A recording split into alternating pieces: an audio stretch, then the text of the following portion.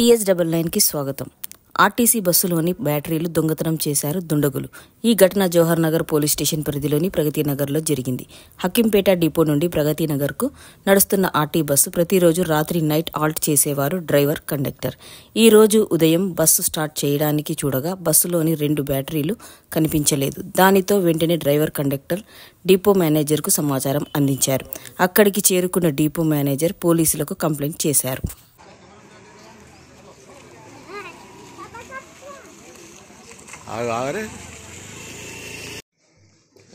వీళ్ళు driver night out బండి ఇది ఎక్కడ ఉంటారు వాళ్ళు ఇప్పుడు వచ్చి 25 years నుండి వస్తుందన్న బస్తీకి బస్సు 25 years నుండి ఎటువంటిది ఇంతవరకు జరగాలి. మరి ఫస్ట్ టైం ఇట్లా ఎందుకైందో ఏమో మళ్ళా.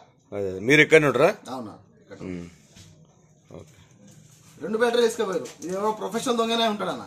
ఎందుకంటే వాడు అంతా బ్యాటరీ కోసం తెలిసిన దొంగనే అంటారు.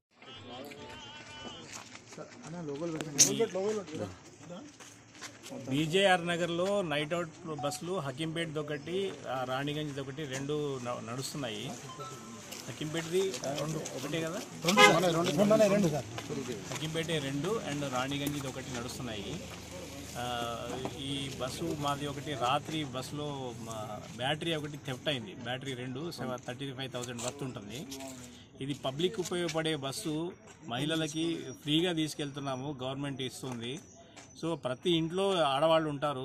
సో అట్లాంటి బెనిఫిట్ పొందుతూ ఇట్లా బ్యాటరీని థెఫ్ట్ చేయడం అంటే అది వాళ్ళకి ఎంతవరకు సబబు, ఏంది పబ్లిక్ ఉపయోగపడేది.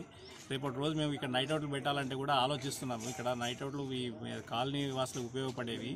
ఇట్లా బస్సుకు సెక్యూరిటీ లేకపోతే మేము నడిపే అవకాశం ఉండదు. సో ఇట్లాంటి ఇక ముందు జరగకుండా చూసుకుంటాం. ఇంతకుముందు ఏమో జరిగింది సార్ ఇక్కడ? ఎప్పుడు జరగలేదు. ఈ మధ్య ఒక 15-20 డేస్ బ్యాక్ ఒక కీసరగుట్ట పోలీస్ స్టేషన్ పరిధిలో రాంపల్లిలో జరిగింది, కంటోన్మెంట్ డిపోది. అదొకటి ఇదొకటి, ఈ 2 ఇన్సిడెంట్స్ ఈ మధ్య ఈ 15-20 డేస్లో జరిగినాయి. అక్కడ కూడా పోలీసులకు ఇన్ఫార్మ్ చేయడం జరిగింది. వాళ్ళు ఐడెంటిఫై చేస్తున్నారు. ఒక బ్యాటరీ గ్యాంగ్ను పట్టుకున్నట్టు కూడా, బ్యాటరీ దొంగ గ్యాంగ్ను పట్టుకున్నట్టు పోలీసులు చెప్పారు, కానీ మరి వీళ్ళు ఎవరో తెలియదు. సో మీ కాలనీ వాళ్ళు కూడా కొద్దిగా అలర్ట్ అయ్యి బస్సులు థెఫ్ట్ చేయకుండా చూస్తారని చెప్పి కోరుకుంటున్నాను.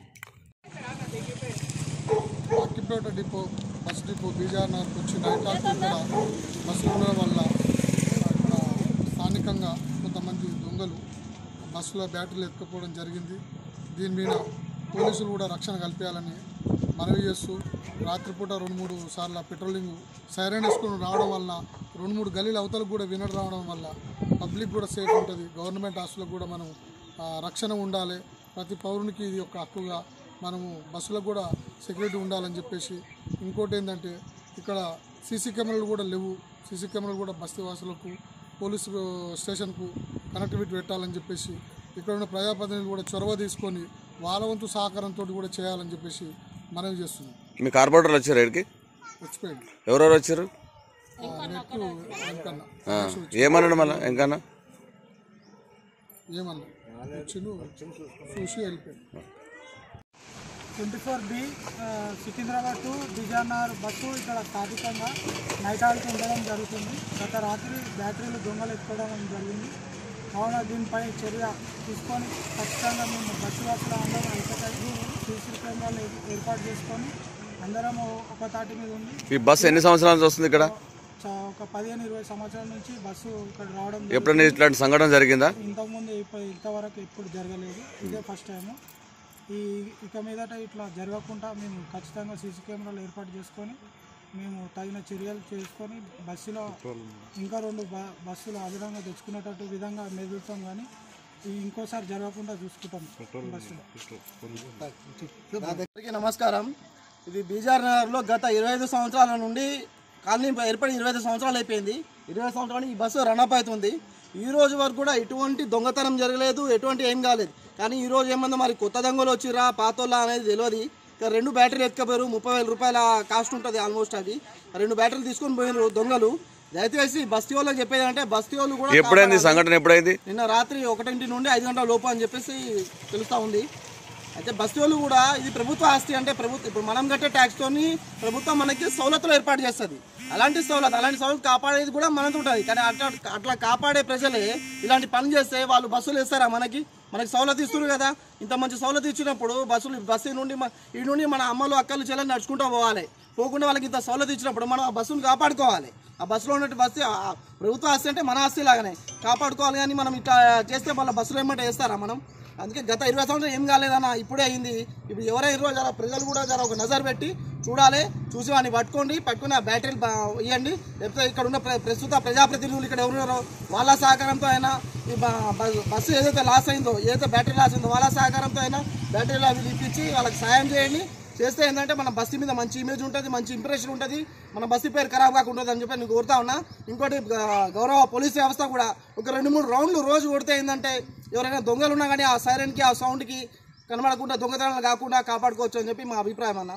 బస్ డిపో ఇక్కడ మన బీజేఆర్ నగర్ సమీపంలో బస్సు నైట్ నిలపడం వల్ల ఇక్కడ బ్యాటరీ దొంగలించడం జరిగింది.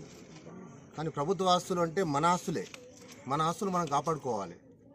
ఇవాళ మన సౌకర్యం కోసం మనం ఏర్పాటు చేసుకున్న ఆస్తులను మన కళ్ళ ముంగట మనం దొంగలిస్తుంటే మనం మన చైతన్యం కొద్ది ఉండి మన ఆస్తులను కాపాడుకునే దిశగా మనం అందరం మన మేనేజర్ గారు సహకరిద్దాం. అలాగే ఇప్పటికీ మనం బీజేఆర్ బస్సు రూట్ అనేది ప్రధాన రహదారి నుంచి బస్సు బంద్ అయింది. మరి వచ్చే బస్సులను కూడా మనం బంద్ చేసుకునే విధంగా మనం తయారు కావద్దు. బస్తీలందరికీ సపోర్ట్ తోటి మన గౌరవ ఎండీ గారికి సపోర్ట్, డిఎం గారికి సపోర్ట్ ఇచ్చేసి అది ఏది జరిగింది, ఎక్కడ ఎవరు ఏ విధంగా ఎత్తుకొచ్చారు అనేది దానికి పూర్తిగా మనం సహకరించేసి వారిపై చర్యలు తీసుకునే విధంగా పోలీస్ స్టేషన్ అందరం కలిసి పోలీస్ స్టేషన్ కంప్లైంట్ పెడతారు. ఇప్పుడు ఇచ్చారా సార్? ఆల్రెడీ చెప్పొచ్చాము, వాళ్ళు పంచనామా చేసుకొని పోయినారు. ఓకే ఓకే వచ్చారా పోలీస్ డిపార్ట్మెంట్ వాళ్ళు? సార్, మా తరపు నుంచి మా బస్సు తరపు నుంచి 100% ఇళ్ళ వెళ్ళి మీకు సపోర్ట్ ఉంటాం. ఇక నుంచి ఇటువంటి చర్యలు చేయకుండా మేము కూడా ఆల్రెడీ ఒక సీసీ కెమెరా ఏర్పాటు